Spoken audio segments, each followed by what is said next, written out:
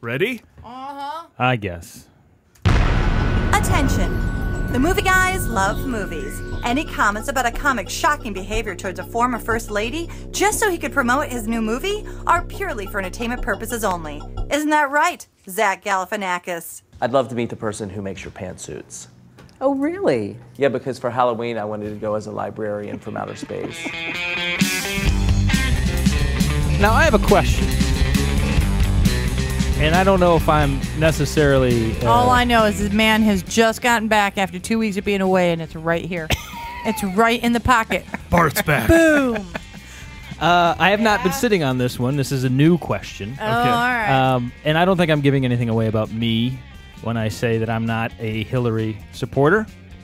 So as a non-Hillary supporter, did you, or as Hillary supporters that you, I suppose, are, did you find that as funny as I did? Because That's I hilarious. thought it was friggin' hilarious. Only rivaled by the Obama one. Yeah. And I'm a more of an Obama fan than Hillary fan. And the Obama one, he just nails every one of these Between Two Ferns, top to bottom. Funny. And he also lets them get their moments too. He just doesn't make. I guess the reason they're willing to do it is because he does let them zing him back. Yeah. Which is really fun to watch. I can only imagine what the pre-talks in that were all about. I mean, how much handling was done. I think she's a very delicate human being. I honestly believe there's a lot of like propping up of this human. So I don't know how do you bring her into Between Two Ferns and let Zach just go after her? Apparently, like that, it went really well. You know, exactly. Do they do like give the script over, and do you have to approve the script? Because some of those were hilariously, absolutely, yeah, hilariously mean. Like the secretary. Well, what do you ask Obama? President Obama, what's it like to be the last black president? That's a great line. Yeah. You know, yeah, well, that's got to be approved. The gosh, I don't know. The handlers are probably having a fit. I wonder how much the actual person he's dealing with gets to make that decision, because there's a lot of things that Obama does that I don't think his handlers, if they were allowed to be involved, would let that happen. He seems to be easy going with that kind of stuff. Like, okay, whatever. Yeah, but I think Between Two Ferns is a highly written show. Of course, but I'm just saying, even to be allowed to write that joke. Yeah, exactly. There were some jokes that he had for her You know? that I thought, how did they approve that joke? Yeah. Good on them. You know, it's everyone who does the correspondence dinner came in and said, "We got this. Let us." But do good the on A's the and nays people. on this. I've got to say, there's a lot of celebrities who aren't as powerful as these people who would cry like a big bitch and wouldn't do that and be like, I can't possibly have them make fun of me. And you have President Obama having someone say that to him and be like, all right. That's really, it shows a lot about those people. Do you think Donald Trump will do it? No. No, I think he will. He would, wouldn't he? I think he would. You think he would? He won on SNL. I don't know. He's thin-skinned. That dude is thin. You think? Oh, I think he'd find it funny. He is. I mean, you say anything about him, and then it's 20 minutes of talking about he's him. always busy making jokes about other people. I think he'd have a chance to finally get away with it. He's still going on about Rosie O'Donnell. Oh, that was dear. like 5 years ago. I think he must have a thing for her because he does pay a lot of attention You really to her. can't let it go. He really has, Can't let we her all go. have those people Doesn't know how who to can't quit her. let it go. Yeah. But that's usually because I like that person. Well, that's a funny bit to begin with because it is Zach Galifianakis week. It is. You'll find out more as we go along. Yeah, it's very important. Welcome. You know what? Yeah? He just might be very funny. I have a feeling you're going to chime in today on what you think might be funny throughout the show. Oh, okay. Yeah, well, He's I look been waiting forward up to for that. 2 weeks to tell us what's funny. if you don't mind, I just might do that. You know what, also, for people who might be not watching, I want to let you know that Bart is kind of in a power position right now. He's got the entire side of the table to himself. It was weird and when I sat feel like down. I'm a guest on his show. I thought, honestly, I thought about moving over to the side just because now it feels like my show. It's not like, Paul, Good Karen, times. thanks for joining me tonight. Fine, sure, why not? It's Bart between two Prestons. All right, well, welcome to... When in the Valley, right? When in the Valley. Welcome to Between Two Prestons, part of the vast and sprawling movie guys empire. I believe this night holds for each and every one of us the very meaning of our lives. Oh, Lord. You've reached ground zero for all things movies and comedy. We bring the two together right here on our show every week with rants, sketches, previews, characters, jokes, bits, banter, special guests, and more. Jam-packed show every week. You can expect that in the next 90 minutes or so as we broadcast from our studio, the Admirals Club in balmy San Fernando Valley, in the heart of Burbank Airport's flyover zone. Every week we bring you a brand new show. Absolutely. Paul, you know, I usually like to pass the hat. Right. Because I don't think I'm the only one that should be paying for the show. But I noticed that Adam's not here, so the funding might be a little light when I pass the hat around because not everyone's here to contribute. I'm not going to pay for it. I'm not paying for this. Well, no, but there's a reason. Wait, though. what? Oh. It's free. Oh! Yeah, Then give me my hat back. So nice to Show's have you free. back. I was on the spot the last 2 weeks. Oh, yeah? Yeah. Had to figure out what that joke was going to be? I didn't remember the one time. I forgot it was happening. I'm going to wash my pants and Until I- left my money in them. Until I was being stared at by Paul, I went, oh, ha. That's happening. Well, speaking of free, you can also follow us on social media at The Movie Guys on Twitter, Facebook, and Instagram. And please get interactive. Get on there and yell at us about stuff. Basically, search The Movie Guys on Bing, Yahoo, or Google. And we come right up. I'm your host for the hardest working comedy show on the airwaves, Paul Preston, here with Karen Volpe I don't mean to debarge in. and Bart Caius. I don't know. I'm more of a fly by my seat of my pants girl. I This believe week- that. I totally do.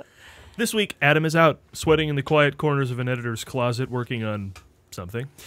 We'll all be together again sometime soon, but as always, we bring you a special guest. Ooh, Later in the show, we'll be yes. talking to a friend of the showcast who has a new short film, That's Opportunity Knocking.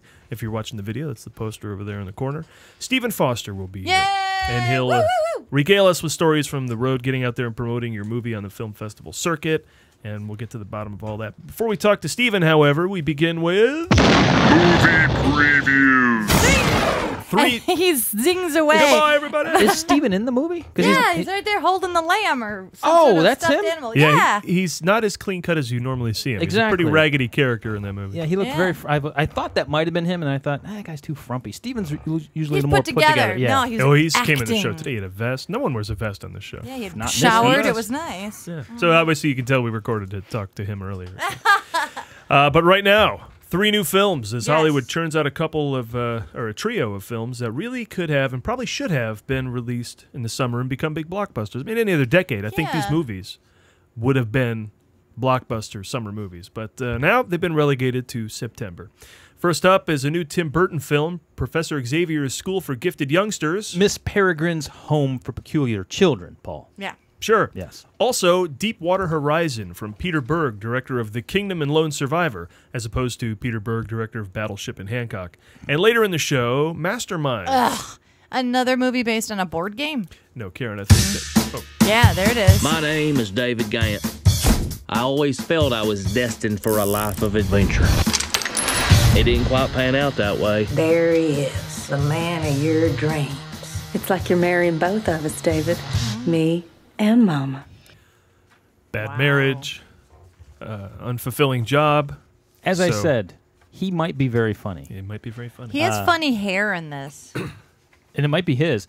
I don't, and I'm not sure if his trick is going to wear thin, but most of his trick is his voice, right? That kind of hillbilly twang that he does.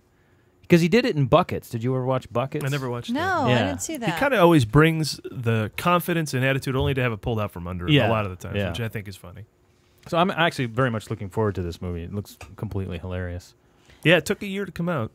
Like, Oh, really? It's been you sitting know, around I somewhere? think it was a 15 movie. Yeah, but it's certainly packed with big names you should get in summer movies. So I don't know why it's not. So I don't know if that's a sign of low confidence. I or don't what, know, but I I don't hope for the best. And, well, we'll talk about it later. Somebody remind me.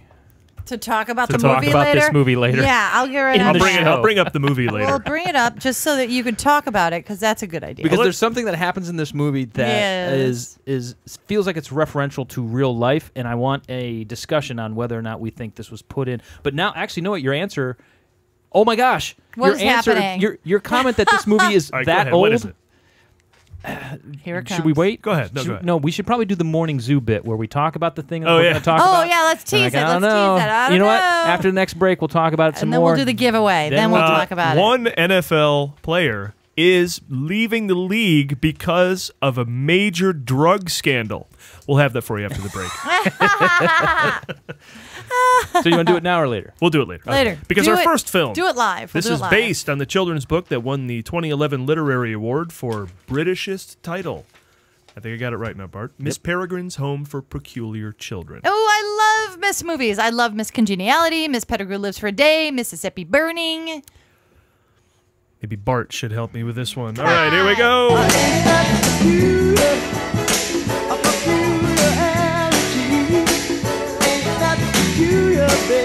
Peculiar. Tim Burton brings us the latest installment of his ongoing anthology with Nobody Understands Me, Part 20. There you go. Based on the worldwide best-selling novel. Oh, it's a book. Well, that explains why I've never heard of it. And that explains why it's now officially a movie. Oh, wait, Paul. Sure, it's based on a book. But nowadays, you need more than that to be a movie. You need to have a popular song that has been creepified by having some child sing it very slowly and slightly off-key. Oh, ye of little faith. It's a movie, isn't it? There's a new world coming, and it's just around the bend. There you go. They're leading with it right there in the trailer. So it is a movie, you're right. Congratulations. In a story that no doubt plays out as Tim Burton's autobiography, our lead character, Jacob, discovers a world that seems to straddle both time and space, where he meets Emma, who shows him a magical place and shares with him her secret. Air. It's my peculiarity. If I show you the rest, you have to promise not to run away. Yes, sounds like every date I've ever had. Oh my God, that sounds so amazingly dirty when you put it like that. Right? Oh my gosh, I have something peculiar. When I show it, you can't run away. Holy cow. Well, Emma says that her power is that she can suck all of the air out of a room. Might not want to brag about that. Emma and her friends Horace, Fiona, Hugh, Claire. Claire? Claire, it's a family name. Oh, it's a factory's name. Olive and Enoch live with Miss Peregrine at a special home for unique children. We're what's known in common parlance as peculiar. Right, peculiar. I'm sorry, is that really what we're calling them now? Look, I get it. The R word is a little harsh and outdated, and special is, well, it's just a stupid way to describe anybody. But come on, peculiar? Is that really a fitting way to describe these children? I mean, my mailman, he wears a dickie. That's peculiar. That's peculiar. Wait, Bart, I think you're confused. I'll say. No, these kids aren't mentally challenged. They have special powers. Oh, then why aren't they called superheroes? Yeah. Okay, shh. No, don't give that away. Oh. If people realize that this is just another superhero movie disguised as a children's movie, they might not want to go see it. Huh? Wait. Wait, I have What? that backwards. Yeah. Anyway, this gives me an idea. Kids, have you heard about the new superhero movie where all the superheroes are kids? Patent pending, that's my idea, patent No, pending. that's a good idea. What? Yeah, That's a good idea. Patent pending. The school contains all manner of characters who dress like Tim Burton thinks. Because our abilities don't fit in the outside world. We live in places like this, where no one can find us. Now, you see, that's what we call in the movie-making business foreshadowing. Mrs. Peregrine's, or Ms. Peregrine, I called her Miss. I got her married somehow. You've even written Miss Mrs. on Peregrine's the movie script. of obvious plot predictability seems to play out just as you might suspect. Now, after discovering this magical place and these peculiar children, Jake soon comes to realize that he, too, might be peculiar. Oh, no kidding. And that his own special peculiarity is the only thing that can save his new friends from certain destruction. That peculiarity, of course, being his ability to stumble upon a clandestine group of children endowed with unusual abilities who live in a parallel universe. Look, if movies didn't liberally employ the element of convenience, then Indiana Jones would never have gotten out ahead of that boulder. Look, I'm just saying, people, you need to work with me on this. The look of this movie has Tim Burton all over it. I mean, it feels like Miss Peregrine's home is in Wonderland. Yeah. The blonde girl in this also looks like Alice, but it's not. It's Emma Bloom, who has the power of air and can float. So where you have to be high to watch Alice, here you can watch Emma get high. Nice. Burton does indeed have a signature style. While most filmmakers make all kinds of movies, Tim Burton only makes Tim Burton movies. Here he talks about his process.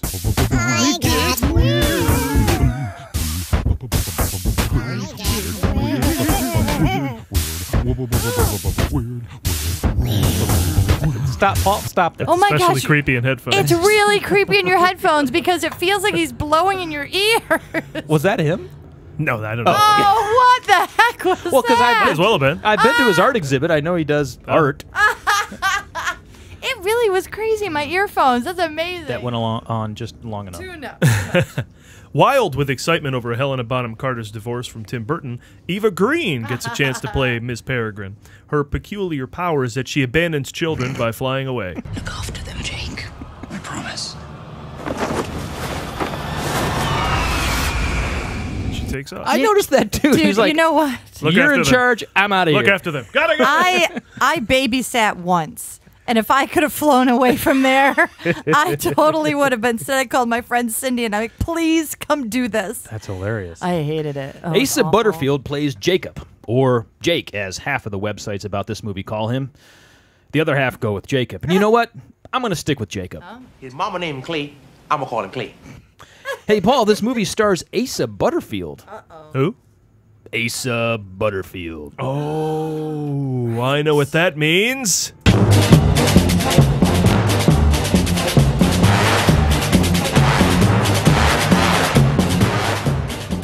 Peculiar children. Just the kind of unusual personality that makes heroes on the gridiron. Today, we recognize the names of those who excel in greatness and perform outstandingly in the field of the impossible.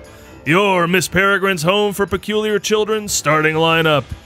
Asa Butterfield. Chris O'Dowd. Terrence Stamp. Olan Jones. Jack Brady. You know what, Paul? I think that the music switched from NFL films to the score from Beetlejuice, and we never even noticed. They are similar. I didn't know. You didn't notice? That's all. Could you? All right, by the way, you know, they are similar, but the Beetlejuice score is a great way to introduce the characters of a Tim Burton. Oh, that's a great idea. Give that a shot. Alma LaFay Peregrine. Brownwind Bruntley. Horace Sumnusum. Miss Glassbill. Mother Dust. Switched again. It did switch. You sometimes can't know. I'm going to have to go back and watch Beetlejuice because I wonder if it happens in that movie too. All right, here we Might. go. Sean Thomas. Brandon Berg. Scott Handy. It's almost the same key. Ricky Pickering. Olive Abraholos Elefanta. The Bone Brothers. Ooh. All right. Jack Fibkins. Roddy Beckmematov. Perplexus Animalis. Harry Walter Findlay Gibbs. Wait, are we doing actors or characters now? To tell the truth, I've lost track of what I'm doing. You know, that may happen in the movie, too. Let's just wrap it up by saying Okay. Doug Jones should probably be in here somewhere. Right? Yeah, Oh my God. Miss Peregrine's Home for Tim Burton movie. That reminded me. Oh, yes. That I've always thought. I'm going to try to explain this because it's kind of convoluted. Yeah, let me get my fan. I didn't know who Doug Jones was until we had him on the show. But I guess you kind of know of Doug Jones, even though you don't know who it is, right? I mean, you've seen him. Oh, I've seen him, but I didn't know what I was looking at. Him, exactly. Yeah. I feel like Doug Jones should have been a character, or at least I thought he was a character before I knew he existed, even, in the cantina scene in Star Wars. There is a really tall, lanky guy smoking kind of like a filtered cigarette. I know who you're talking about. And now that I see him, I'm like, how is that not Doug Jones? He was probably 10. Yeah, he might have been. Oh, that's true. That's true. He's not that old. No, he's not. Yeah. No, you're right. No, that's I mean, totally So you know his. who I'm thinking of? But any fantasy movie, he could be in it. Yeah, he should This be. movie, you definitely see a dude coming at the kids who I thought it was Doug Jones, and we scoured IMDb, and it didn't not, say it. no. Boy, a lot of people worked on that movie. Holy moly. Hey, here's that song. I have questions about this one. Yeah, me too. Just around the bend, there's a new world coming. Now it's Simone. What's her name? This is Mama Cass. This is Mama Cass. It's the original. Yeah. I like this new version way better. That girl's got a gorgeous voice. What's her name? Simone did it. Nina Simone? Nina Simone did it as well. I love this girl's voice. It's so pretty. And it's just around the bend. That around is really well done. You got to make it creepy. They love it. But It's Hollywood's favorite thing. The cool thing about this one, though, is she is in pitch and that kind of thing. Sometimes they make it creepy and they make it kind of sharp or flat. She's a really good singer, whoever that is. It took me a while to figure out whether or not it had been creepified. Yeah. Because everything you look up on the internet Yeah. comes up with that kind of version of it. And then I found Nina. Is Nina's good? Nina Simone is a little creepy, too. It's a slow, drawn out. I can imagine it's smoky, right? Yeah, That's her. exactly. That's her. I like this version better than Mama Cass's. I never really paid much attention to Mama Cass, and when I listened to this, I got into this weird wormhole where I just kept listening to Mama Cass going, what? I thought maybe she needs to sing with the other people in her group, but when she's alone, boy, Mama it Cass? did nothing for me. I didn't think she was as big of a thing as... Did she have a group? What was her group? Mama Cass. Yeah, they and the sang Papas. Mamas and the Papas. Yeah. But when they got together, the harmony was amazing. But on her own, she's just brassy. Oh yeah, like most people, you know of Mama Cass and maybe even the Carpenters and maybe even Janis Joplin because of Scooby-Doo. Hey! Exactly. I have no idea who Mama Cass is except for she was in an episode of Scooby-Doo. I just thought it was neat that the creepified version from a movie is better than the original. Because I can't say that about some of the other ones. Yeah. No, certainly not. No. I have little to no interest in this movie. I think I'll see everything. Tim Oh, Burton I'll does. see. It'll be fun. Yeah. I'll see it closer to Halloween. I It seems look- like a Halloween I movie. look closer to his IMDb and I realize I probably only like about half of his stuff. Yeah. But I'll see everything. Did you like what was the pet one? I can't remember anything today. The pet one? The animated dog movie. Oh, Frankenweenie? Frankenweenie. I don't remember it. I thought it was No, I pretty don't good. remember it. Yeah, Yeah. I liked that. I enjoyed it. I like Sweeney mean- Todd. He directed that, right? Yep. He did. I Ed Wood, like that. of Oh, course, yeah. Edward Scissorhands and Batman. But then you get into like Alice in Wonderland, not really my No. thing. Dark Shadows, meh. There might be a twist to this movie. I don't. I know, spoiler-free. zone. What? But I read a couple of synopses where maybe Jake isn't the good guy. Oh, that'd be awesome. Maybe he's a bad guy. Really? That's the impression I got from a couple of the. Well, he did look up that girl's skirt when she was floating up to save that squirrel. I didn't catch that. I caught that. We all were. Now I have to go see the movie. And I think it was just last week we were saying, where's Rupert Everett been? He's in this. Oh, Oh. Yeah. I didn't know it was Asa singing last Butterfield. week is what he was doing. Yeah, it's true. I didn't realize Asa Butterfield was in Ender's Game and this. Well. Yeah, and Isn't he really young in things this between. movie? He's really young Yeah. in this movie. It's crazy. And so, how He's- young was he 2 He's years ago? Super young. What was funny is Paul and I were watching it. And How much younger was he 2 years ago, Paul? That's what I want to know. Math is hard. I was watching it and I thought he looked like a young. Oh shoot. Well, I know what you thought. I don't know I can't remember who you thought, but I think he looked like a young Benedict Cumberbatch. And I was Yeah. thinking he looked like another young, handsome actor boy. So he just looks like a young, handsome, fancy actor boy. A young Brad Pitt is what He I was thought he in looked Hugo, like. right? Hugo was his thing too, right? Wasn't that him? Oh, I didn't like that one with the clocks. The clock and the watch, toy maker at the no. mall or whatever. I don't need clock toy maker people. Something else happened when I was researching Yes? this movie. Uh-oh. I came across a couple of trailers, as Yes. often is the case. And the drop that we played where she says, "Air is my peculiarity." Yeah. Yeah, I don't know what It's my is. peculiarity. Speaking is my peculiarity. Tonight for my me peculiarity. is my problem. There's two scenes. There's two separate scenes in which she says that. Oh yeah. Yeah, you'll. Well, that happens a lot. Oh, There's 'cause whole they may footage only and whole use one. scenes of trailers that just aren't in movies. I've seen scenes in trailers that in the movie are a different camera angle. So you know they make changes.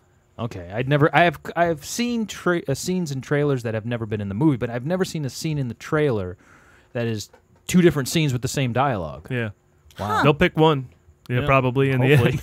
One suited the trailer better. They picked none of know? them. They just showed the trailer and say, there you go. They picked them both, and they're both in the movie. Yeah, because we get so used to seeing shots watching the trailers for the show that, you know, when we go in and we hear the line of dialogue, if it's not accompanied by the same shot, it's a different angle or something. You go, whoa, what?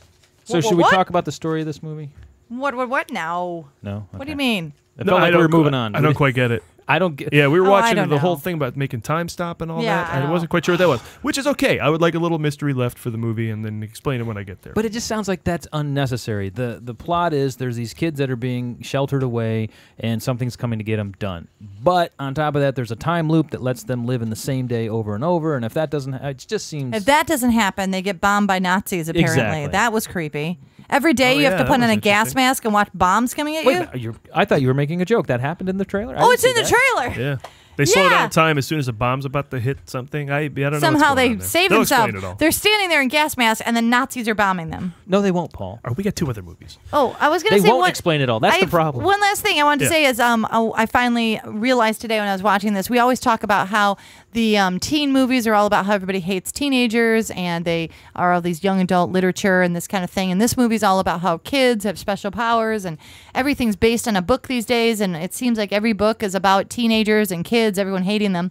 And I finally realized it's because the only people that read are kids. So everything's based on a book. It's usually books that kids read because kids are the ones reading because they have to. And they have time. And they have time. Yeah. So a kid wants to read about himself because they're narcissists, because who isn't? So all of these books, if they gave a bunch of kids books by John Clancy or Tom Clancy, then they wouldn't want to read about World War II, they're going to want to read about kids who can fly. And so that's why we get stuck with these movies. It's a long thing. You're giving me hope for the future. Because kids are reading? Kids are reading. That's a side effect. Yeah. So yeah, that's why I don't think we have like, a lot of movies coming out about Bridget Jones, because not everybody's reading Edge of Reason. So Was it a book? Yeah, it was a book. Okay. Mm-hmm. Yes. Wait, here it comes. Yes, it was. There you go. Worth All right, the let's wait, get to everybody. our next film. As if this election season wasn't enough to make you weep for the future of humanity, outside of kids reading. Sure. Along comes Mark Wahlberg and his movie Deepwater Horizon to remind us that what's coming out of this year's presidential candidates' mouths isn't the only thing grossly polluting our world. Here we go.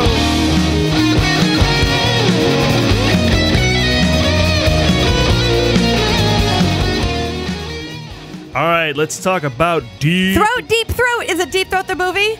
Come on. I'm sorry, I was watching that. That is all I could come up with. That? No, I was watching the trailer for this, and I thought of that because I was trying to think of jokes, and that whole thing just happening is so horrible. I couldn't think of any jokes, so I went Deep Throat. And I'll press on. Okay. Deepwater Horizon.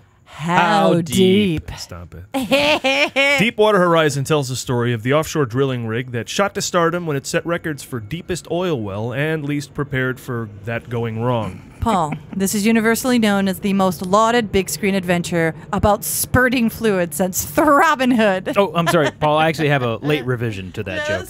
The most lauded big screen adventure about spurting fluid since Robin Hood. Okay, you just wanted to say that. Oh, stop it.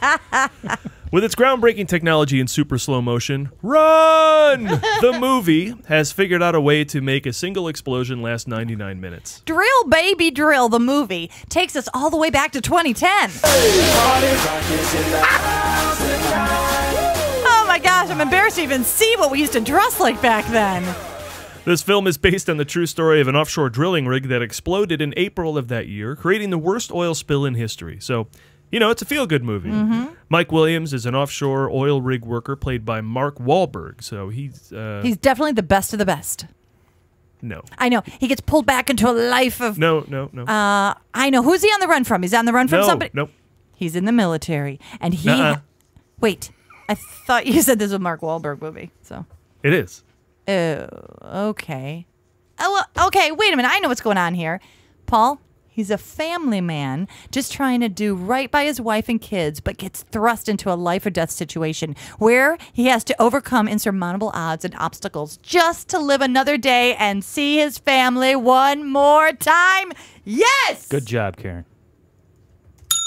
My wife's name is Felicia, and my daughter's Sue, and I will see them again. Do you understand me? That's right. I nailed it. This is a whole movie as Mark Wahlberg running around avoiding danger at every turn, allowing him to do what he does best, play a guy who's always out of breath. It also stars John Malkovich. Malkovich.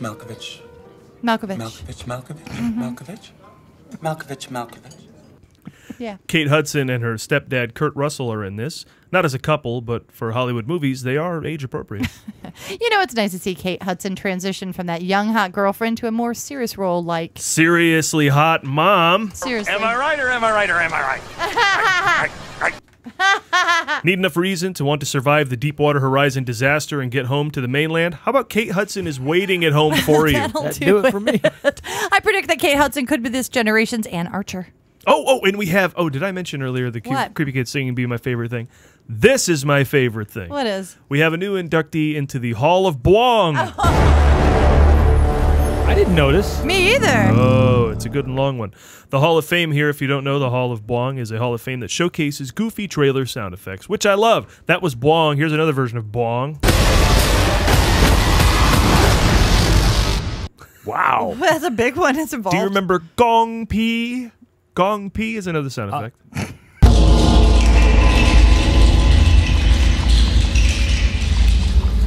Gong, then there's Pee. I used to order gong pee at the local Chinese restaurant. They never give you enough But gong there was pee. but see, the thing about the trailer is there was neither a gong or someone peeing in the shot we were looking at. Yet that's the sounds they're giving us. Remember the metal slurp? The metal slurp's used a lot. Yeah. I really do hate the metal slurp. I hate the metal slurp.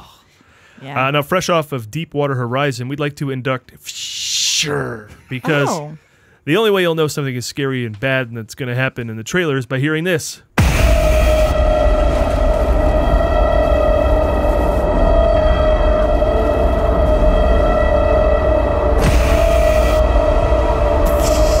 There it is.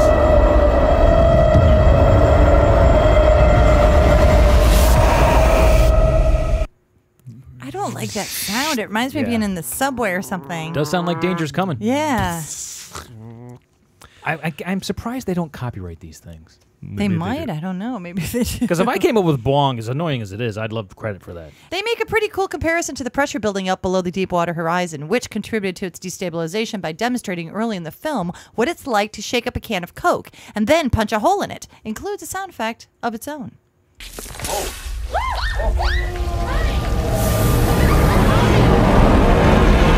Now, oddly, I'm refreshed. That sounds refreshing. That's right. That's Deepwater Horizon, brought to you by Coke, because nothing looks or tastes more like ocean water mixed with oil and mud than Coke. There you go. That's Cola, everybody.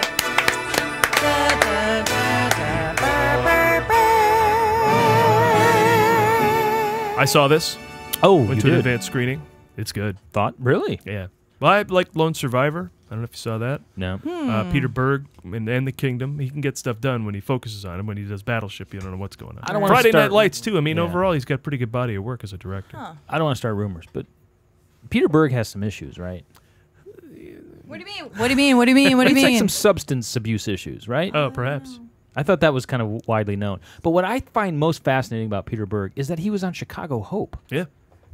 So he's an actor, and then he's one of the directors. I mean, his handling of this movie is super impressive. I mean, there's no... I mean, I think it's a combination of visual effects and miniatures and probably actual fire. It certainly buries anything they did in Backdraft as far as size and scope of fire. But then again, it might have been more practical back then.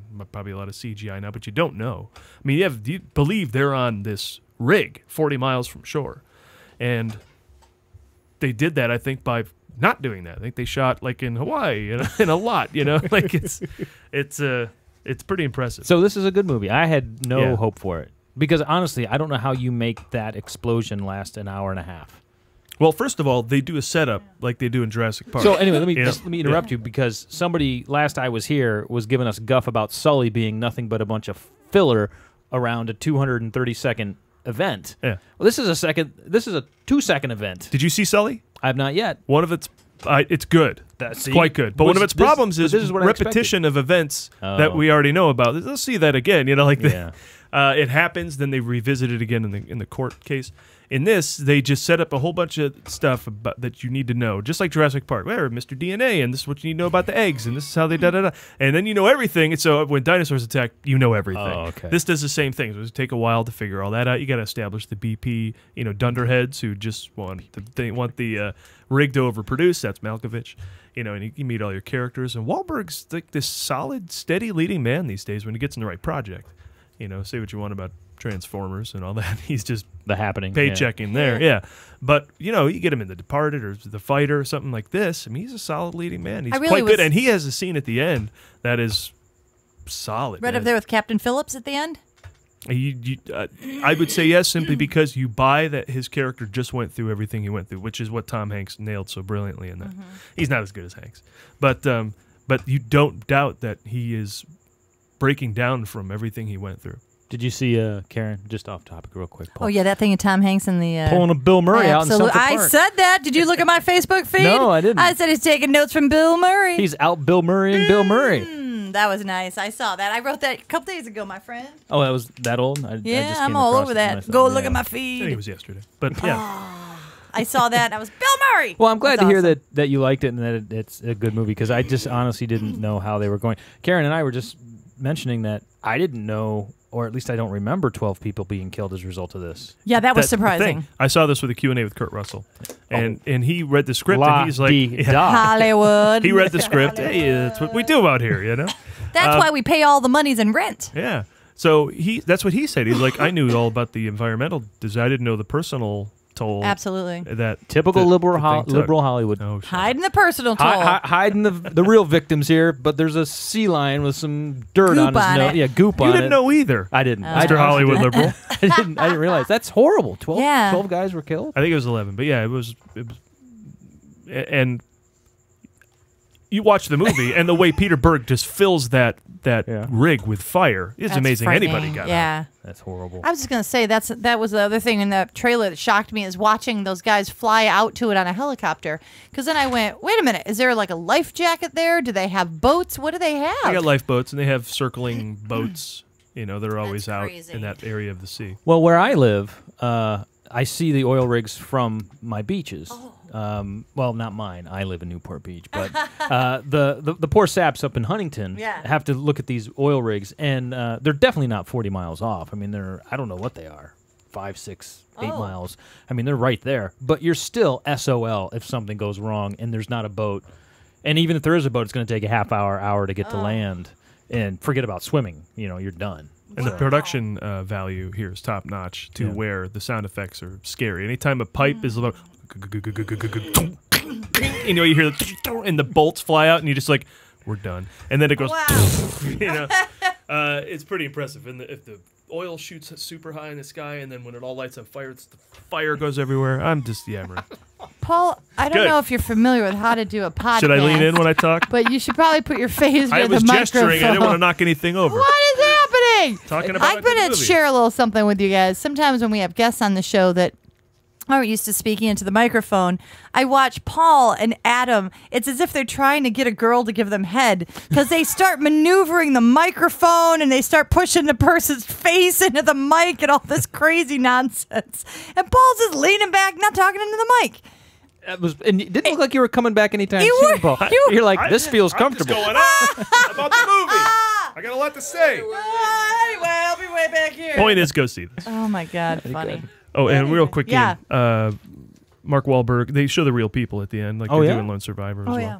And so they don't look like Mark Wahlberg and Kate Hudson. God bless them. They went through a lot, but they just don't look like them. And Hollywood did the usual swap out. You have to. So, Bart. Yes. Who would play Bart in a Hollywood movie? It could be anybody. I have a hard time answering this question only because I don't know how I don't do it. I'm capable, right? I'm right here. I'm a perfectly serviceable actor. Who in the ranks today? You would absolutely go with Brad Pitt, right? You're asking. You would if you cast yourself. But what I'm saying is, you're not asking who do I think looks like me. You're saying who would I want to portray me? I can't believe you didn't say Tom I suppose Cruise. so. Yeah. Oh, you just dissed your boy Tom. No, because Tom's too big for me. I can't, I can't bring him down to my level. Right, exactly. Gosh, get back to me because I wasn't prepared for this. Daniel Day-Lewis. No, well, Karen? Bill Murray. Bill Murray would play you Yes. in a movie about you. Yes, and he'd be great. I would go maybe Tom Hardy. I'd go with Tom Hardy. That's a good call. You know who might be able to play me? Sam Rockwell. That's a good call too. Yeah, I think he could do that. That's a great actor. I know. I would do that. Michael Keaton. Well, I'm getting old. Michael Keaton might be able to do me. That'd be fun. I'd love to watch Michael Keaton do you. You know what? I might watch that too. Michael Keaton, come on. Our final film of the Hey, Beatles. who would play you? Oh, that's right, Paul. Well, of course I go right to Harrison Ford Hey! because that's what I want. Yeah. Like Empire era. You got to go with Ryan Reynolds. Hey, I do, but yeah. Now that he's become, respectable again, I think I can go ahead and do that. I could go with Allison Janney. Would she do me? She's a little older than me. Private Parts, Allison Janney. Yeah. Gosh, who would I have play Karen? In the day, it could have been It was Mercedes Rule. Yeah, it was often picked. The Nia Vardalos. The pretty version of Allison Janney, who I haven't seen in a while, Christine Lottie. Oh, I haven't seen her in a while. Yeah, I haven't Thank seen her in a you. while. I don't know. think she would I'll have to do- look. She did a bunch of great movies, did a I'll look TV it show, up. and Yep. nothing. Disappeared. Well, yeah. she needs to get busy playing me. Yeah. Laura Dern. Oh, there you go. Dye her hair up, Lil Brown. Interesting. She's a tall drink of water. Well, Karen's not short. I'm not short when I wear these shoes. Yeah, you're no Thank you. Kristen Chenoweth.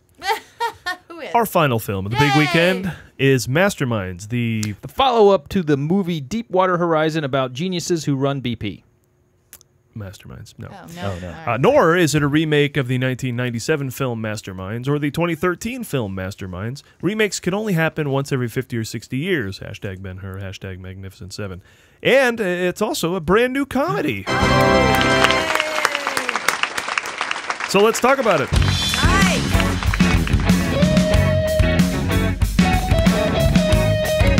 Masterminds. They're not. No. That's basically the premise here. It can be best summed up as a bunch of morons decide to go and rob a bank. Everybody freeze. Everybody down on the ground.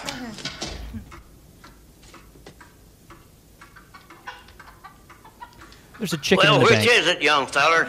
You want ice at freeze or get down on the ground? Zach Galifianakis plays a simpleton armored car employee because if you want failure to execute on a simple task, go with the best. Since a realistic movie about an armored car guard would be about retirement in Tampa, this film goes the other way and involves major league theft. That's right, Galifianakis. That's awesome. That's right, Galifianakis' character. It's almost as hard as peculiar. You've gotten all the hard ones tonight. Galifianakis, peculiar. That's right, Galifianakis' character is bored in 1997, looking for adventure of a lifetime. But rather than joining Marshall Applewhite's Heaven's Gate cult, he plans a robbery. Reports are that this movie is based on a true story, and as mentioned, that story being a bunch of halfwits try to steal some money and nothing goes according to plan. So, stop me if you've heard this story before. Stop! I haven't even started. Really? I thought you already finished. Oh, you're right, I did.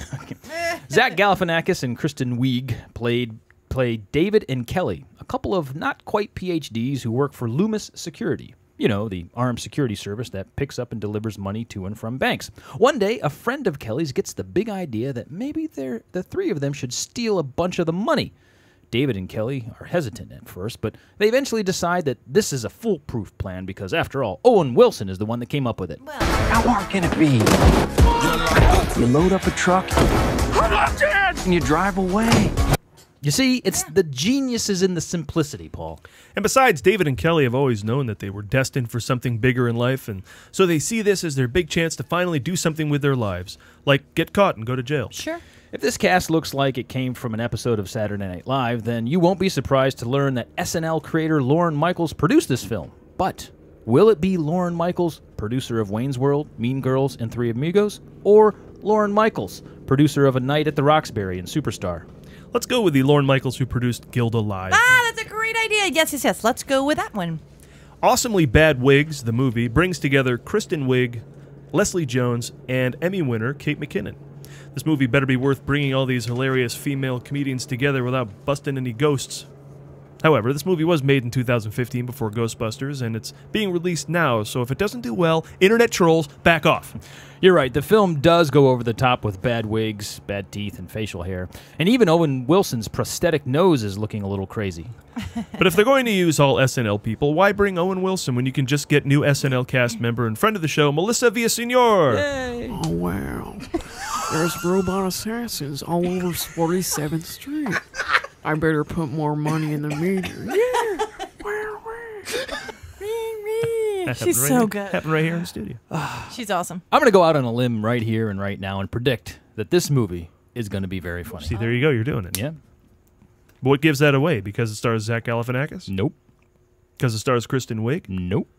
Jason Sudeikis? Kate McKinnon? Leslie Jones?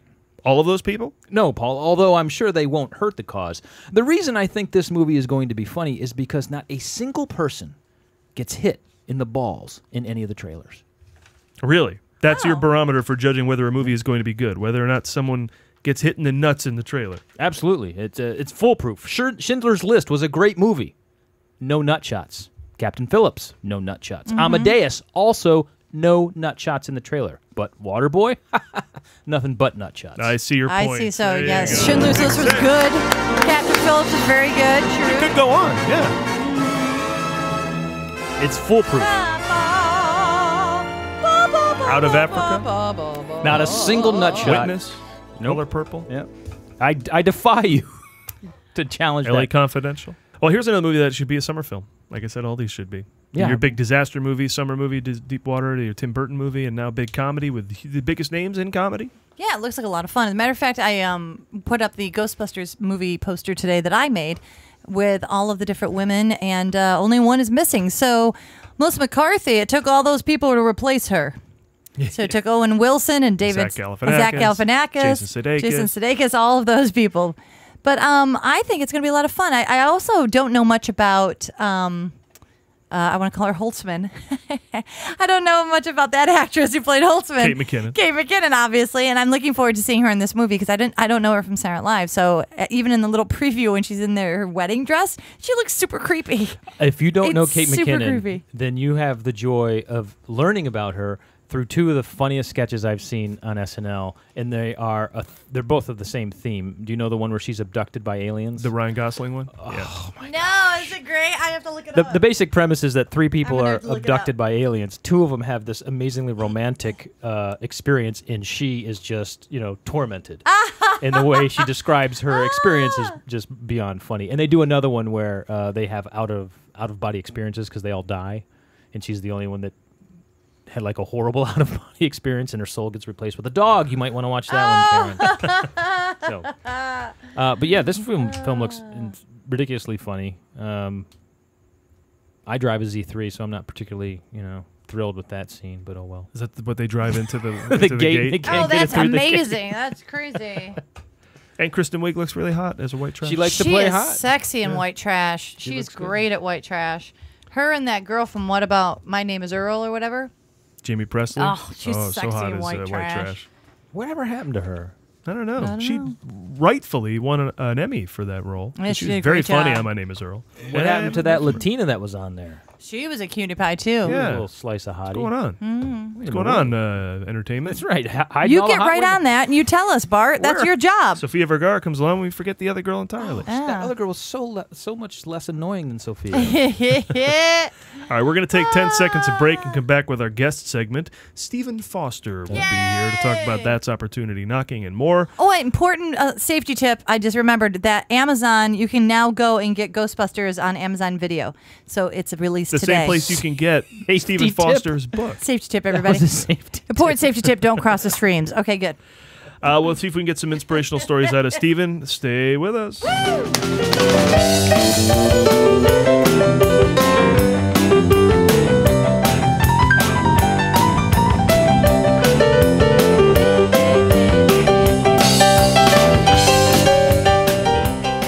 And we are back with this week's guest. Every week, a guest. That's what we promise. I mean, we're entertaining.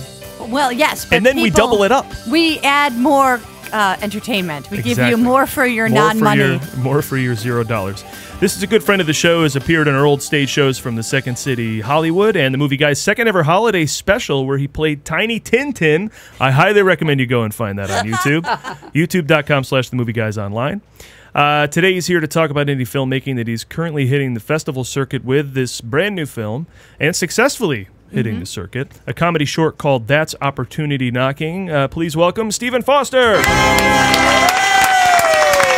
you. Thank you. Thank you. It's still going. Thank you. Wow, I love it. that's a long applause. Wow, I love long applause. I'm sure you do. If you remember and you're a Movie Guy's completist and you've seen everything we've ever done, the Movie Guy's second ever holiday special, Stephen played Tiny Tintin, who taught us all the meaning of Christmas. Yes. When his legs broke. Yes. I played a poor little crippled boy on Christmas, and I got beat up by the movie guys. Yeah, that's how it should be. And Santa, an aggressive Santa played by Stoney Westmoreland. Yeah. It was fabulously fun. We had a great time. That was cool. So I highly recommend you go find that. And also, Stephen was in the first little independent film that I made. And he played my receptionist. I played this crazy self-help guru, and he played my incompetent assistant. Well, I thought I was more competent than you because your character was kind of off the chart, and my you were character looking for another job. I was looking for another job, and wisely so. So yeah, check that out. I have that on my website, so you can go to my iTunes page, or not iTunes, my YouTube page, and it was called. What was it called? It's called Help Yourself. Help Yourself. That show that you wrote. It's called Help Yourself. I'm Good. here for you, honey. See, if you need me for maybe anything. the incompetent wasn't far from the tree, But we're here to talk about That's Opportunity Knocking. Yay! Stephen has gone on the festival circuit and is doing quite well. Yes. Tell us about the movie. Well, it's a movie that's based on a true story. I got to get back to that in a second, but keep Yes. going, because once you hear Okay. this, you'll be like, no. Go ahead. It's a comedy that Chuck Pelletier wrote based on a true story by one of our cast member, Thomas Annewalt. We were all in a play together, and Thomas told this story about his New York apartment being robbed, and the whole time that him and his girlfriend were there in the apartment, unbeknownst to them, the robbers were there robbing the apartment. And so when they woke up the next morning, the whole place was ransacked, and they just said, well, the apartment's been robbed, and they were here while we were making out on the couch. And that is some serious making out, people. And Chuck said, that sounds like a very interesting short film, and decided to make it into a short film, and he wrote it. And I play a character who wasn't in the original scenario. I play the other crazy roommate who has just gotten released from the mental institution and who is in a typecasting. Exactly. So that's basically the gist of the story. And hijinks can ensue. Hijinks ensue. So, so that really happened. That, really like Karen said, that is some mind-blowing making out. It totally distracts you from not only the rest of the world, but the rest of the world like a room away. Well, they walked into the apartment, according to Thomas, and they noticed that there was a suitcase there. There were things moved all around. They thought just one of the other roommates had done some spring cleaning. Oh, right. Because if you have roommates and you weren't home, they could have been. So they didn't live alone. It wasn't just Thomas's place. No. That makes sense. Yeah, it was like, you know how young artists live in New York, Oh, yeah, they all shack up. Yeah. Yeah. 3 to a bed, Good old days. Give us a shout out to the performers who were in it. The performers are they're recent USC grads, actually, from the MFA program. It's Thomas Annewalt, Charlotte Galesian, Mo Konecki, Seychelle Andre, and myself. And yourself. These are hardcore names. Yes. These are amazing names, like Idris Elba type names. Yeah, exactly. No Bill Murray in there that's easy to pronounce? No. Well, there's Stephen Foster. Yeah, there you go. I'm kind of normal. But you even have a C in front of your name. I do. For that. Yeah, for professional. For professional. When you want to be professional. When you want to be mistaken for a professional. Yes. Yeah, you had a C in front of it. When it comes to SAG and non-SAG, I just add it or drop it. Oh, there you go. Yeah. Depends on my pay rate. Now, the one thing I noticed in this movie is that I really felt like the casting between the two bad guys or the robbers, that was really good. They have a really great chemistry. They seem like real friends. Well, did they know each other? Well, they had. They'd gone to the MFA acting program at USC, and Chuck and I had actually seen them in a play together called Upside Downside or something like that, and they played these kind of thug characters. Oh, perfect. And that became the basis of why Chuck wrote it, because Chuck writes stuff for certain characters and certain people, and we're both very good at that. We meet people and we go, oh, we got to write something for that person. So was the impetus of Chuck writing it. So. And which one of them had the actual incident happen to them? Thomas Annewalt. Oh, okay. Of the infamous Annewalt lumber family. Get out of town. Yeah. I love Annewalt because I don't like Home Depot and Lowe's too big. Yes, we are doing a plug for Annewalt Lumber. Go there, and they're very friendly. That'll get you in the USC. Yeah. There you go. It's actually right down the street. I just passed it on the way here. I think they have Thomas. I think they have a giant wooden bear out front or something. Remember that sculpture? He should start going by C. Thomas Annewalt. I think that's a good idea. That would be more. Yeah. Yeah. You can go to USC. Give an air to his name. I think Karen should start going by C. Karen, Volpe, Preston, Carpenter. Yeah. You're just sure she's Karen Carpenter, aren't you? This is the thing, Karen. I wouldn't mind being that skinny. Well, she sings Not like that her. skinny. Oh, that's Good really Lord. skinny. Never mind.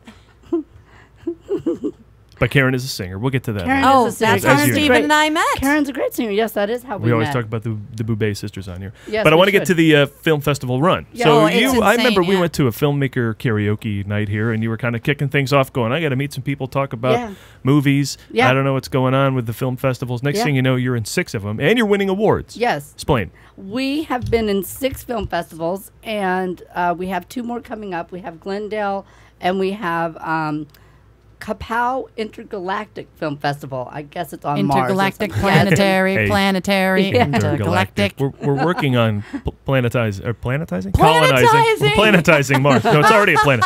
We're working on colonizing Mars. And if any's saying it, the first thing we'll put there is a film festival. It's a film festival. Absolutely. Yeah. What town is that in again? It's in Corona. Oh, okay. Which I don't even... It's kind of spacey out there. I guess. I don't know. I've never You don't been know to Corona because they play paintball there. So I know Corona. You know Corona. You Is it would know. Planetary?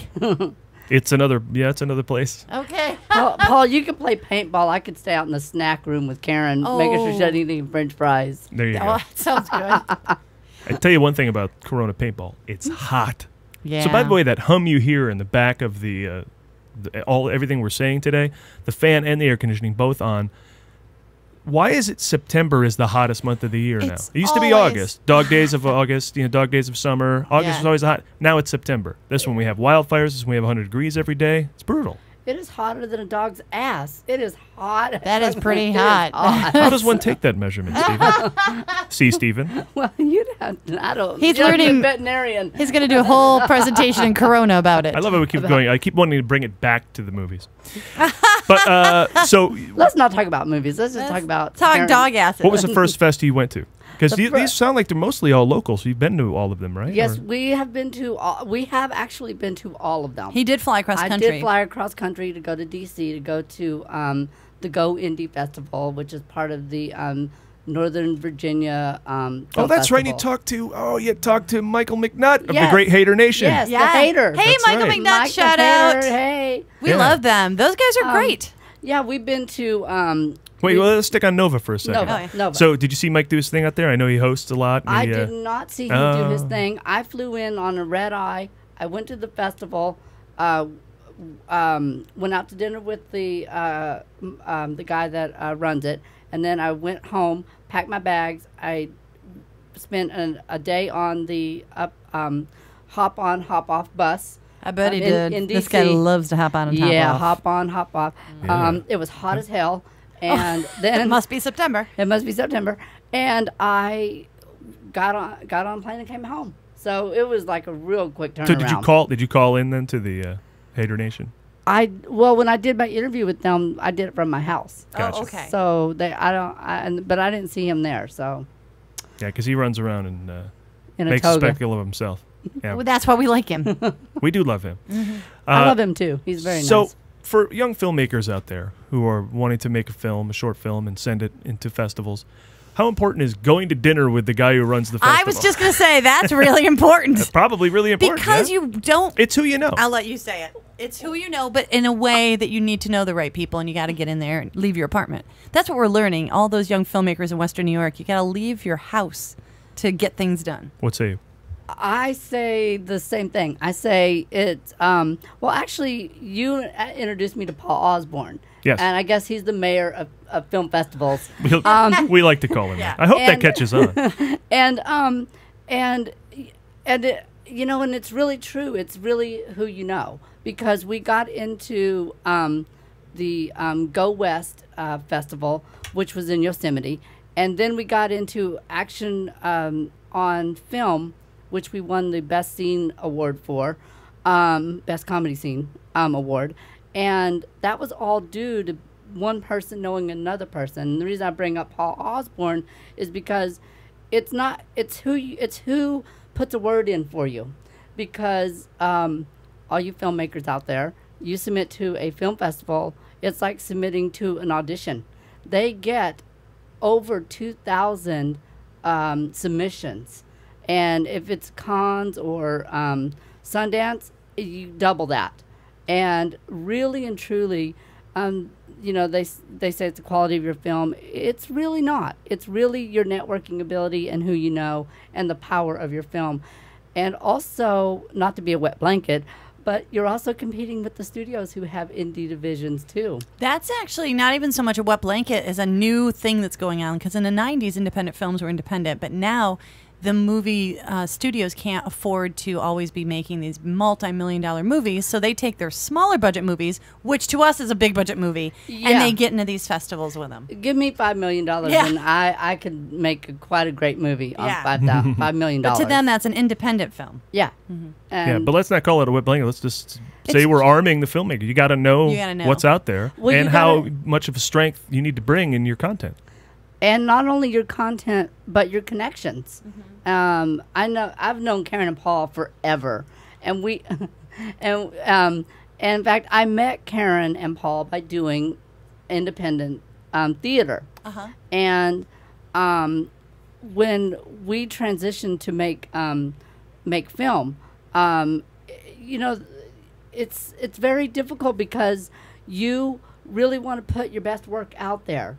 And the reason I bring up me knowing Karen and you guys for as long as I have is because we came out here to LA not knowing anybody. That's true. And over the years, we've seen that we had to learn how to make connections and meet people, especially in the industry, because sometimes it's not really what you know. It's not the strength of your project. Your project can be very strong, but if you don't have enough backing or industry, someone to open the door for you, it really won't go anywhere. So luckily with this project, I've been able to open some new doors, and I'm finding that I was talking to Karen the other day. I was like, well, I wish I hadn't spent so long in theater, because none of those people were really connected to the TV and film industry, which is what we're trying to get into now. And so now they say things like you can take, once you get enough accolades, maybe your next film, people will just accept it, without even having to submit. Oh, that's true, because of all of your awards. Or they'll accept your submission without a fee. These little favors get handed down the more you participate. Also, I think that it's important to start where you are. And Stephen and I, we support each other a lot, and we talk about how to get to the next step. And it's always scary because you think you have to be perfect. You have to have the best film or whatever it is you do, and you have to know people before you begin. Just start. If you start, by this time next year, you're going to be further than you would have been if you didn't start. It's just like learning to play the guitar at 40. Just start, and you're going to know how to play it by 50 if you keep trying. But it's the same thing with these film festivals, because Stephen just started with a small project that wasn't his ideal situation, but he made the best out of it. Yeah. He got it going. He believed in it, and other people, that captures their imagination, and they meet him, and he's got all this energy and shows that he knows what he's talking about. And I think that propels you to having a list of awards and a list of other things that you can use on your next venture. Plus, he's an impeccable dresser. Impeccable. Look at this vest. And he smells good. Thank you. He smells good. That's important. Really important. I mentioned on here that I've been doing driving for Lyft lately, and I drove a musician from wherever he was to his studio, and on the way we were talking about people you know, and he's basically saying that's why they're there, for you to network and get what you can from them. Not in and he wasn't even talking like don't use them, but just you're all in this together. What did Paul Osborne say? Referencing him again, and then I'll plug his movie. Rising tide lifts all boats. Yeah. That's so funny because Chuck says that. Yeah. So true. Paul says the same thing. And Paul, I should say, now give him a plug real quick. If you don't know Paul Osborne, he made the film called Favor. He's been a guest a number of times here on our show. And he made a film called Official Rejection. I think it was 10 years ago now. Yeah. But it's all about the film festival circuit, good and ugly parts of it. So worth seeing if you're making a film out there and want to get into fests. And you can find it, I think, anywhere online. Just search Official Rejection. Great title. It's really insightful. Of course, things change so quickly. That was 10 years ago, so there's probably different festivals and stuff now, but it's the idea behind it that doesn't necessarily change. And so you've won. What can you say what the comedy scene was, or is it a spoiler that you won an award for? Well, I don't officially know what the comedy scene was. They give you an award, they didn't tell you? Well, there's so many scenes in it. It's a whole comedy. Well, yeah, it's all. It's. Okay. I would assume it's yours, Stephen. Oh. That's how I would be like, it's my scene, of course. Oh, that's so flattering, Karen. Oh, that's so sweet of you, darling. Why did you give him a fan? You gave him a fan. He's fanning himself. It's the Florence Foster Jenkins fan. The whole thing. She wants to fag me up. That's right. And I just had it. No, we have won the best comedy scene at Action on Film. We won best Best Comedy at LAFA. We won, what else did we win? We won the Jury Award at the Go Independent. We won Best. That's really good. Jury awards are really good because that's other people voting for you. Yeah. That are filmmakers. Yeah. That's nice. Yeah, and not the audience. Look. I mean, we shouldn't let America vote on anything. When I talk about reality television, I always say, don't let America vote on stuff. America's dumb. Hashtag Trump. So, let the pros vote, and if the pros give you an award, that's where it counts. Yeah, and it's very flattering to. It's not flattering. It's gratifying to have a piece of work, because Chuck and I've done work for about 20 years, and it's always catch as catch can, and you never, you want to get nominated for something, you don't get nominated for something. I mean, we both have had plays out there, and to be acknowledged and to have this thing in film festivals, I thought it would take us about 6 months. That's really was my timeline. I was like, this is going to take us about 6 months to get into things, people to get to know us. It took us a month. So it's really about perseverance and being persistent. Stephen works on it every day for about 3 hours. Yes, I do.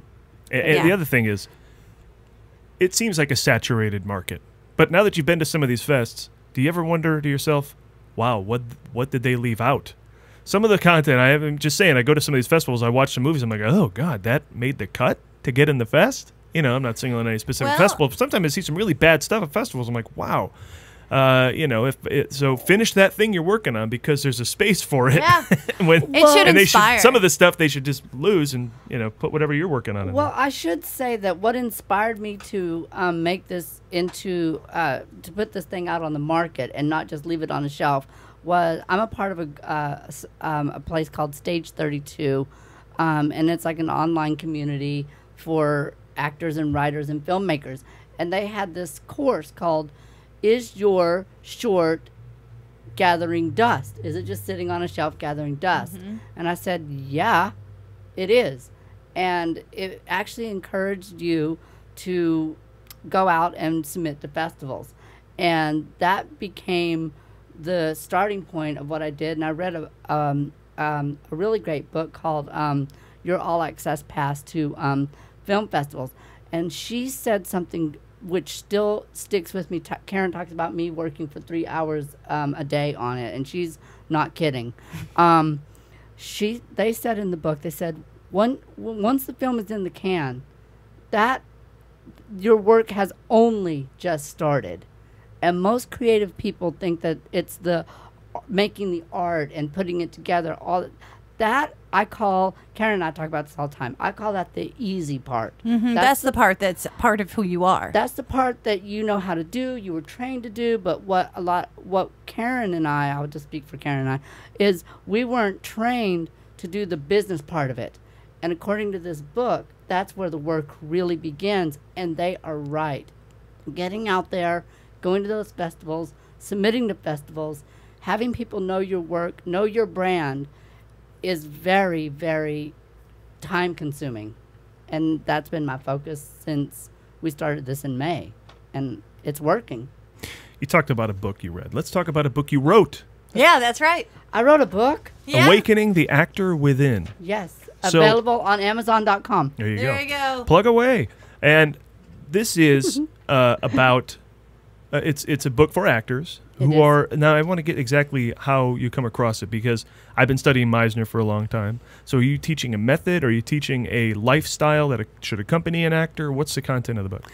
I'm teaching a lifestyle for an actor. How to keep yourself enthusiastic, keep yourself motivated to go out and pursue your acting dreams.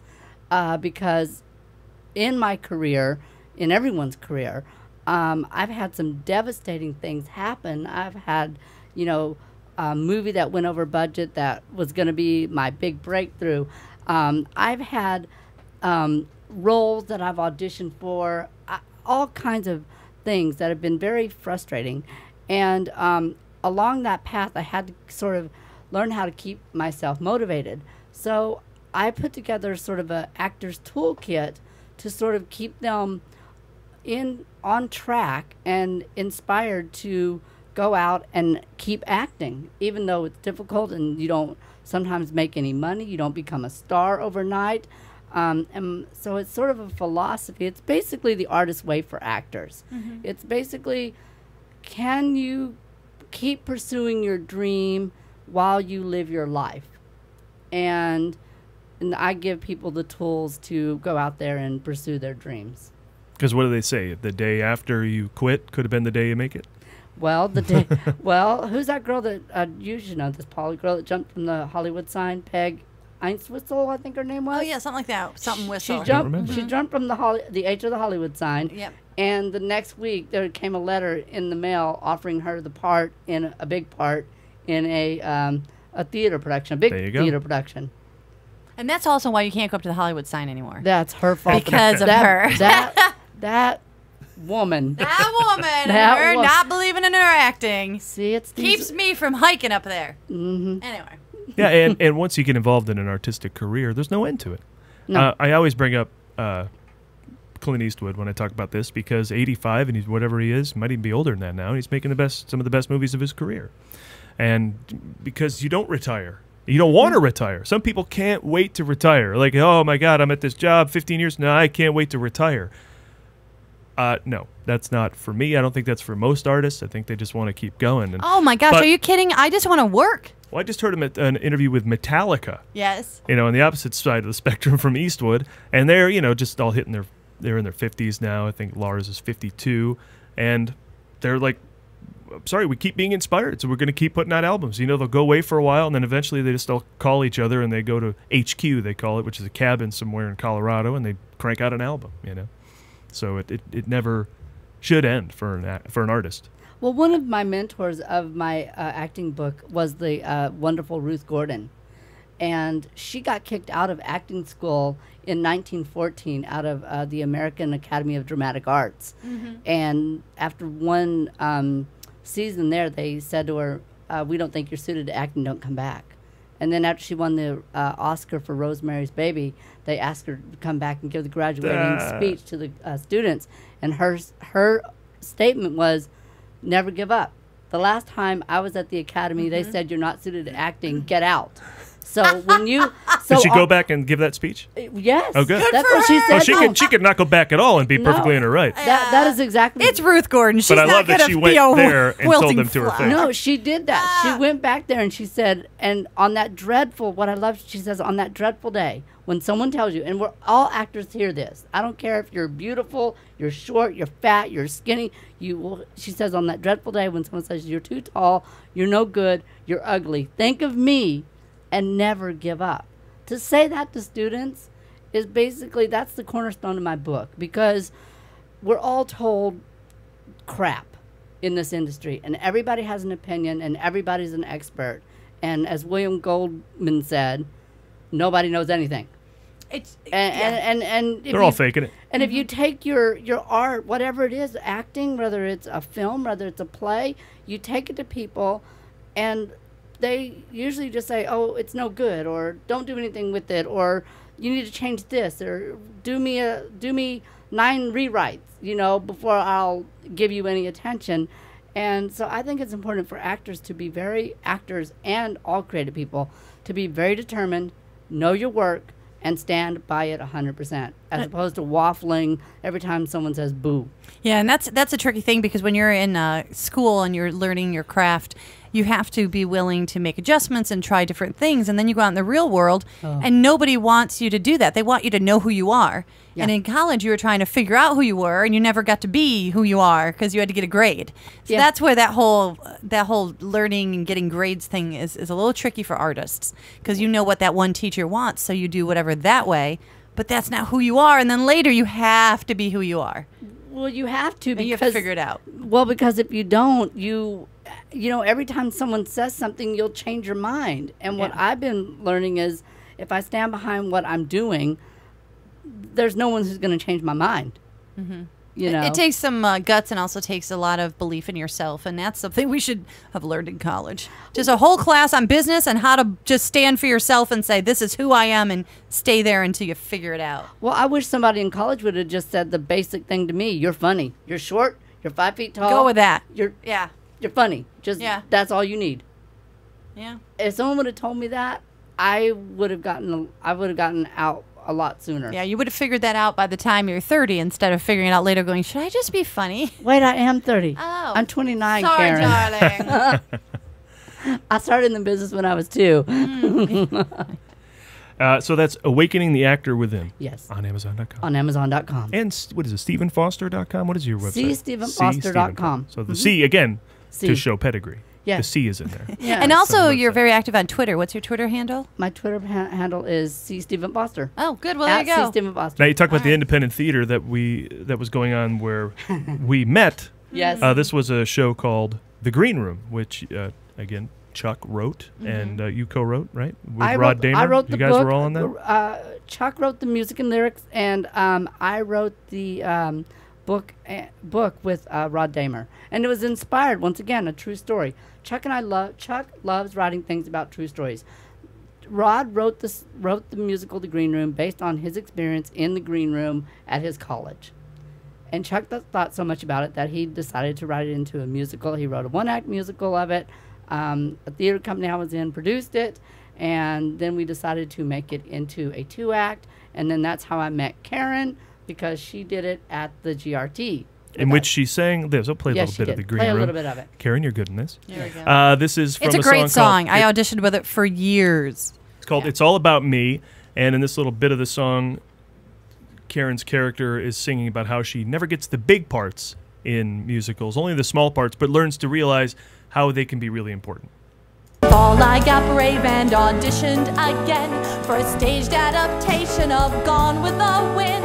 I told them how naturally Southern I am. They said, my dear, frankly, we don't give a damn, but we do need a girl to wear blackface and play how to walk on his Scarlet's young midwife and slave, and how birthing her babies.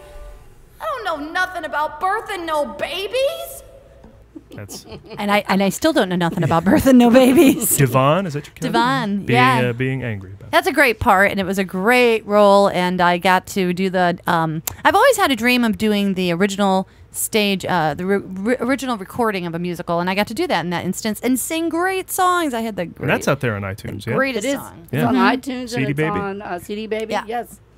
And the show itself is still going on out there, all over by people who it's licensed. Anyone license can get it to do it at their college, because it's become this is perfect for colleges. Yeah, right? yeah. He's telling a story about the college green room. Yeah, it's 4 characters and one location. One location.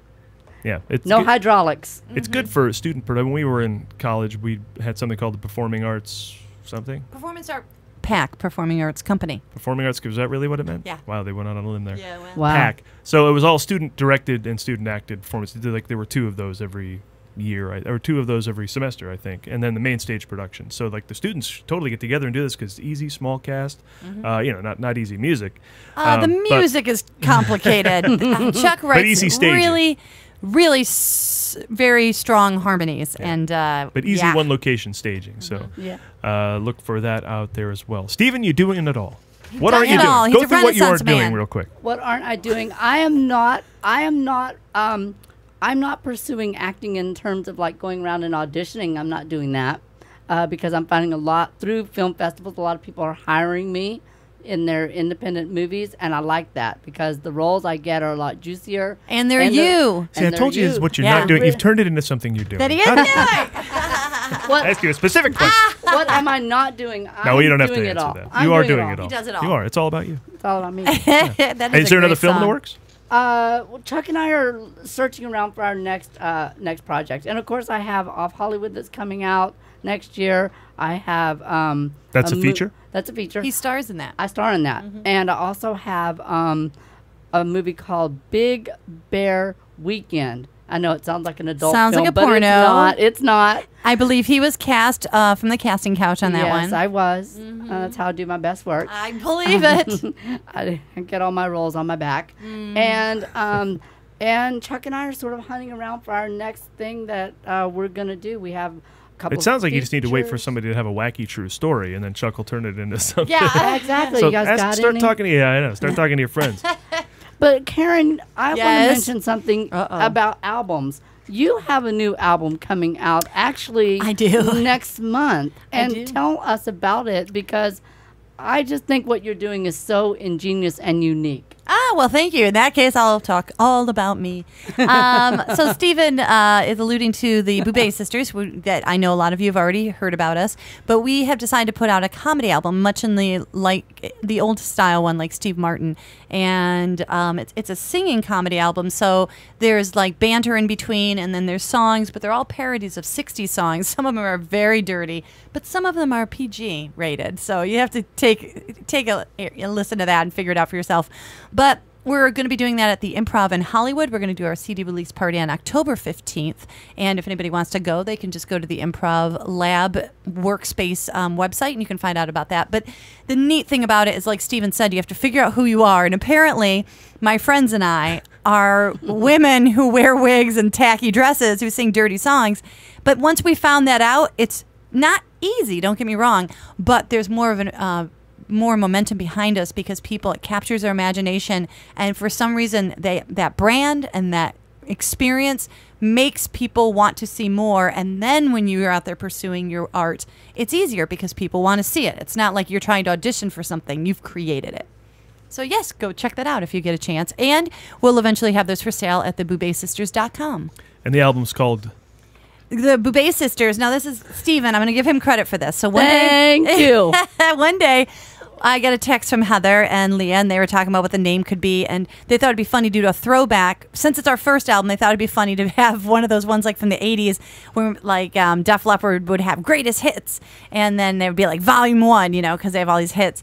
But we don't have any hits, so we decided to call it the Boubet Sisters Greatest Hits Volume 1. And you can't deny, though, these are your greatest hits. These are our greatest hits. They're your only hits. They're our only hits. But I was telling Steven that over the phone, and because we had a bad connection or something, or I wasn't articulating, I said it's going to be the Boubet Sisters Greatest Hits Volume 1, and he started laughing and laughing.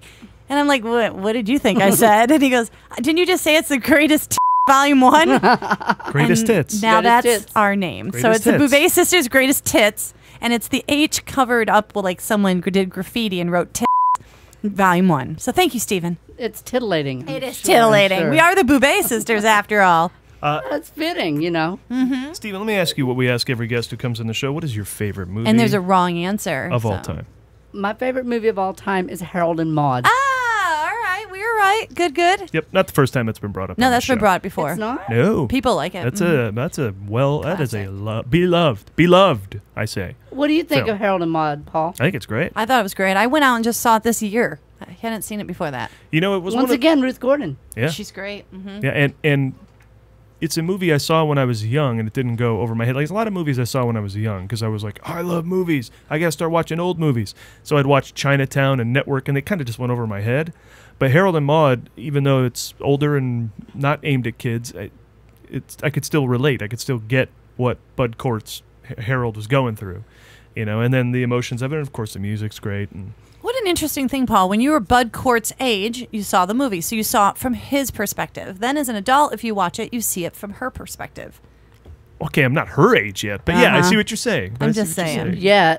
That clock is ticking. I'm just saying. Yeah, but further to her point, about being told no and doing it anyway. I mean, how old was she when she finally hit it? She won her Oscar at 71. There you go. Nice. All right, Paul, so you have like 3 more years. Why? Paul, what are you working on? What am I working on? Where's your movie? Yeah, I know. That's the thing. He's It's that working short. on it. I got a That's short. right. I got a See? short languishing in post.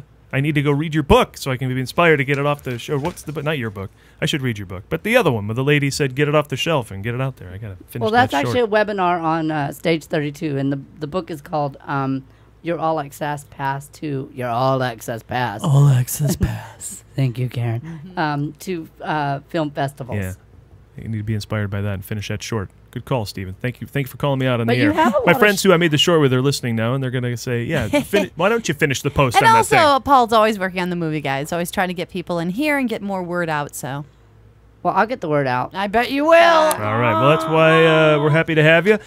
Thank you, Stephen, and your website once again. That's opportunityknockingthemovie.com. And my personal website is cstephenfoster.com. So we need the Twitter? C on that one. Yes. And Twitter.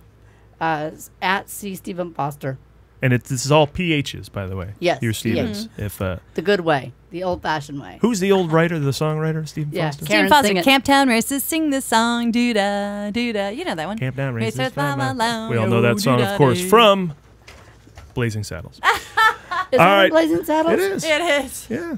That is so synchronicity because my boss told me to watch Blazing Saddles. I've never seen it. You've never and seen I it? just saw it on your DVD collection. I was going to ask you to borrow it. You may. Oh, it's so great. We bought it to Gene watch Wilder. just 2 weeks ago when Gene Wilder passed away. Okay. Stephen, that is one of the funniest movies of all time. Karen, what do you think of Madeline Kahn? She was hysterical in that. She's really great. Hysterical in everything. Yeah. Are you in show business? Then get your feet off the stage. I mean, Clue, I love her. Young Get Frankenstein. off of me. I mean, she's hilarious. She's beautiful, too. Comedian Beautiful. who's very pretty. Yeah. She's great in What's Up, Doc. She stole that movie right out from under Barbara Streisand. Blasphemy. Not easy to do. What? What? Not easy to do. Not easy. No, Barbara's Yeah. a pretty good comedian in her own right, but Oh. Madeline Kahn pulled the rug right out from under her. I need to watch that. I'm going to put that on my list. You've It's on never the seen list. What's Up, Doc? No, I'm putting it on the list. Well, you put that on your list. You put Blazing Saddles on your list. And I'll. I'm gonna score the copy before I go. we'll never see it again. All right, Stephen, thank you for coming in. We're going to Thank go you. away and come back in 10 seconds and wrap up the show with Karen's birthdays right after this break. Thank you, Stephen. Thank you.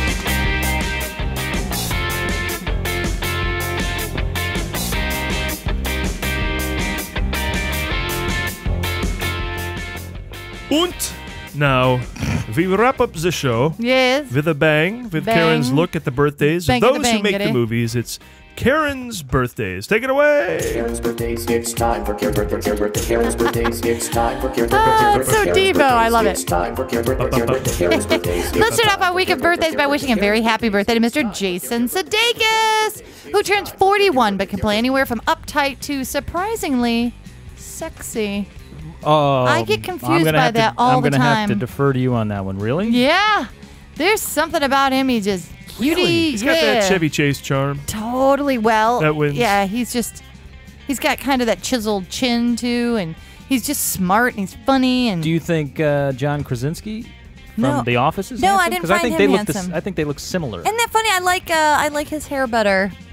Okay. He doesn't look as dumb and floppy. I'm just thrilled that Jason is as old as you said he is because yes. What'd he turn? 41. 41.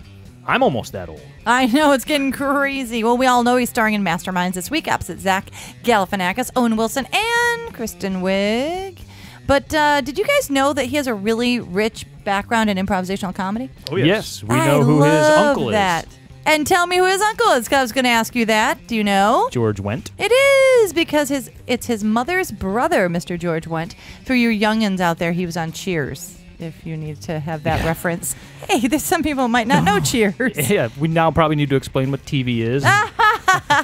Before you got everything on demand. But he They used to started strip- off. He started off in comedy sports and in Kansas City of all places, and then he moved to Chicago and studied at the Annoyance Theater and Improv Olympic, where we studied. And after that, he was cast in Second City's touring company. But then he went to do Second City's opened up the Second City Las Vegas, and that's where he was Second when City, he was. Las Vegas? Yeah, they had it right in the Flamingo, right next to. I think Donnie and Marie's show was right next door. You know what? That could be a really great thing. It went for a number It of went years, for a and long I'm time. surprised it's not still there because it's just irreverent enough. Yeah, You know, and it's a new show short. every night. It's short enough. It's not, Change you know, it a 2-hour show. It's, Can't be too expensive. You're kicking Yeah. around the strip. You're kind of drunk. Go and watch some Some improv. comedy. and they wrote some original sketches. They had some great stuff about, you know, they would do like tap dance scenes with the guys who give you the Oh yeah, the porn and stuff. Porn And they give it porn. They would do slapping. like a whole like river dance number with Yeah. that. Then they had squirt guns and would do Bellagio fountains. Walk around the That was stage. pretty and do cool. I'm surprised that didn't last. Well, that's where he was when he got hired for Saturday Night Live as a writer. Do you guys know that? No. I found that very interesting. You know what? Yes. That fact is actually fun. That's a bit fun. I had the other fun fact about George Wendt, but you went and had more fun than me, so that's fine. Sorry to too take much your fun. fun away. All right, but I would do a quiz for you now. Jason Sudeikis has starred with the very beautiful Jennifer Aniston in 5 movies. I got 2 right away. I got All 2 right, right away. what do you got? Give me yours. Horrible Bosses and Meet the Millers. Oh, we're the Millers. Yeah. We're so the then Millers. Mother's Day. Meet the Millers is a cookie I made at Christmas time. That's what I was thinking. Yeah. So Mother's Day and then Horrible Bosses 2. And there's one more. So one more. Detroit Roxy. No, it's the rock star. No, it's the one where she. I don't want to give it away. It's kind of like a policey movie. Bounty Hunter. The Bounty Hunter? Yeah. She's in that? With Gerard Butler. So Jason Sudeikis has a supporting role in that? Probably, yeah. Co-starred in that one. Probably. I haven't done that much I don't know. I don't go all crazy. His Do name's you in it. guys know It's not like we saw it. who he's engaged to? They have a kid, but they're not married. Olivia Wilde. Yeah, so that proves my point about he's unbelievably hot and you don't realize it, and then Olivia Wilde tells you and you go, yeah, you're right. I think that's how I'm going to start approaching women. Yeah. Look, you might not realize it. Not yet until Olivia but Wilde I'm tells really you. good looking. Yeah, ask Olivia Wilde. You don't realize how good looking I am. But I'm going to fill you in right now. You really just sounded like Trump right there. All right, now let's keep the birthday surprises and excitement going for another person from Masterminds, Mr. Zach Galifianakis. He is having quite the week this week. It's his birthday. He's got Mastermind. Between two Prestons. All these great things are happening for him. And he just turned 47. Yeah, he could play anywhere. He's been around. So remember he had Yeah. a late night talk show a while ago? You might have The Fern one? list here. No, like he had an actual late night talk show. That was like his big introduction to the world, right? Yeah, and I think it might have been on MTV or Late Night Comedy Central before there was like a daily show. So it was a long time ago. I was just going to say he could play anywhere from a lovable loser to unemployed, but I can't say that anymore because in Masterminds, I think for part of this movie, he has a job. Oh, yeah, he's the Loomis security driver. Yeah, or whatever. so Armed he's guard driver. Partially employed in this movie until he probably does something really stupid. He does play unemployed very well. A lot. Yeah, really, really, really well. So let's see here. Zach got his start performing in the back of hamburger joints in Times Square. A little different than Jason Sudeikis, where he got his comedy training. But that prepared him to go and perform in coffee shops and universities around the country. Because hamburger joints and universities are very similar, right? When he is not performing and acting, though, he has a ranch, like a farm in North Carolina, and he hopes to open a writer's retreat on a completely self-sustained farm. That's where he's from, so he kind of hangs out. So you have to there. go out and slaughter your own cow and then write 20 pages of script. You have to do your morning pages and then go slaughter a cow. Now, I have another quiz for you. He's appeared in 2 films that have been Oscar nominated for Best Picture. What are they, and which one actually won? What? Yes, he's been in 2. Oh, yeah, he's in Birdman. Yes. Which one? Which one? And then there's another one, which it's a Oh, I smaller forgot role. him. He was in Birdman. It yeah. was- It had George Clooney in it. Yeah. Life of a Dangerous Mind? See you Good Night, Good Luck? Nope, Up in the Air. Up in the air. Yes. And I just thought this was kind of cute. A lot of this information I get from IMDb because it's good times to go there and check things out. And this was on there, so I hope it's true. The very first R-rated movie that he saw was Hot Dog, the movie. I saw that in In theaters. 1984 in theaters. And he got to go to that by convincing his mom that he was going to see Yentl. And so when he got done, he was going to get into the car, and the mom's like, hey, how was Yentl? And he had to cover, and he goes, they're not really our people. I think that's brilliant. So Shannon Tweed in her prime. Yeah, Hot Can you Dog the refresh movie? my memory? It Tell feels like us. I should have seen this on HBO. I don't- Skiing movie. Skiing and boobs. Skiing and boobs. wait a minute. When I used to go skiing, we'd keep our boobs covered up because it was cold. Those are the stupidest slopes to go to. That's crazy. But anyway, Bart, I'm glad you're back because I was wondering if you missed all of the celebrity singing that's been going on because you know how much I love when celebrities sing. This is true. People come up to me all the time. Yes. On the street and they say, In hey, Vegas. In Vegas, they say, tell me 2 interesting things about that Karen Volpe. And I said, well, she's the one that invented topless skiing. I'm all about it, especially especially when you wipe out. Then it gets a little brutal. And the other thing I tell them, of course, is that Karen Volpe loves when celebrities sing. I do. And, you know, this week was kind of tricky because there's Zach Galifianakis. He's sang Ave Maria in The Hangover 3 or something like that, and it's beautiful, but it wasn't really funny. It's really good. And then Jason Sudeikis, I got something of him singing in The End of the World or whatever that... Last Man on Earth. And it was really, really good, too. And then I thought, you know what? Screw it. I'm going to go with a woman singing this week that had a birthday. She's no longer with us, sadly. But Miss Madeline Kahn, if she were still with us, today would have been her birthday. She would have been 50. She actually passed away when she was 57. She was very young. Too young. When did she pass? Like in the 90s. In the 90s. It was a long time ago. Isn't that insane? I don't know if I knew that. Yeah, I was surprised by that, too. I clearly was looking it up going, oh, Madeline Kahn. Then I'm like, oh, sad. It's her birthday today? It is, but I'm going to celebrate it by remembering how great she was. She was actually a trained opera singer, and I was listening to some of her stuff. She was doing some arias online. You can go check it out. She's done a ton of like Broadway stuff. But then that made me appreciate this song even more from Blazing Saddles because she's singing it so well in such a poor way. It's so great. I'm tired, sick and tired of love. I've had my fill of love from below and above. I always thought of her as like a thinking man's Bernadette Peters in looks. Yeah, she can sing like Bernadette Peters. Tired of love uninspired. Let's face it, I'm tired. That's awesome. She's fantastic. So remembering a little Madeline Kahn. That's a good way to wrap up the movie showcast, and that's a little teaser for Steven, so he can go watch Blazing Saddles for real sometime. Yes, absolutely. He took it with him when he left. Yes. So he's going to go watch I that. I to him. I did my part. I also want to remind everybody at Western New York, WRFA, that we are going to be coming back in October, and we're going to do a show we're going to tape there, so you can come and watch the show. We'd love to hear from filmmakers in the Western New York area. Please contact us at themovieguys.net, and we would love to talk to you and have you on the show. Yeah. Talking about your film. Together we are the Movie Guys. Individually we are. Careful. Follow us on Twitter at The Movie Guys, Facebook.com/The Movie Guys, iTunes, Instagram, Google+, all that stuff. And thanks to Stephen Foster and Steve Schultz for his writing contributions to the show every week. And as ever, we owe everything to Pat Peach. Next week, the October movies are upon us, including The Girl on the Train. Whoa. This year's Gone Girl type movie with girl in the title. And a couple other movies as well, but that's the one I'm really excited about. We'll see you then. Best rehearsal ever.